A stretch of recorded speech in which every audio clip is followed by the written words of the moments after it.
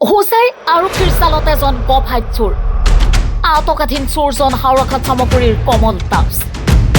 আজি হোজাইৰ লালপট্টি পুৰণি বজাৰৰ পৰা এখন বেগ মহিলাৰ পৰা চুৰি কৰোঁতে ৰাইজে হাতালতে আটক কৰে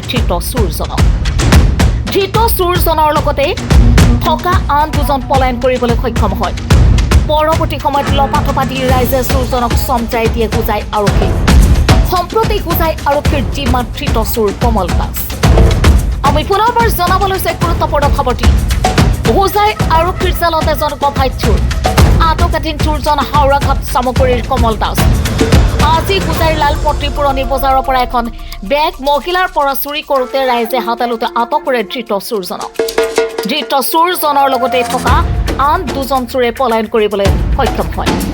পৰৱৰ্তী সময়ত লপাথপা দি ৰাইজে চোৰজনক চমজাই দিয়ে হোজাই আৰক্ষী সম্প্ৰতি হোজাই আৰক্ষীৰ জিম্মাত ধৃত চোৰ কমল দাস ইয়াত কি কৰিব লাগিছে এয়া লংকা গৈছিলোঁ মোৰ ফ্ৰেণ্ড আছিলে তাৰ মানে বেগ এটা ইয়াত আছিলে মানে কৈছে মানে ব'ল এইটো বেগটো লৈ আহিম মানে মোৰ ড্ৰেছৰ বেগ মানে কি চুৰি কৰিছ চুৰি কৰা নাই একো চুৰি কৰা নাই কিয় পাব্লিক কিয় ধৰিছে পাব্লিক ধৰিছিলে মানে বেগটো অলপ কাৰ কি হৈছিলে মানে দাদা আৰু দুটা নামটো কি ক'লি তই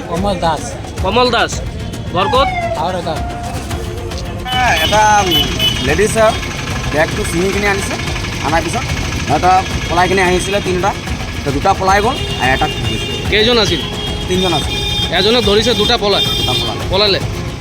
ক'ত ধৰিছিলে এই ইয়াত কি নাম এইটো জেগা আৰু লালপট্টি হয় হোজাই লালপট্টি হোজাইৰ পৰা সুজিত কুমাৰ দাসৰ ৰিপৰ্ট JBP ভাৰত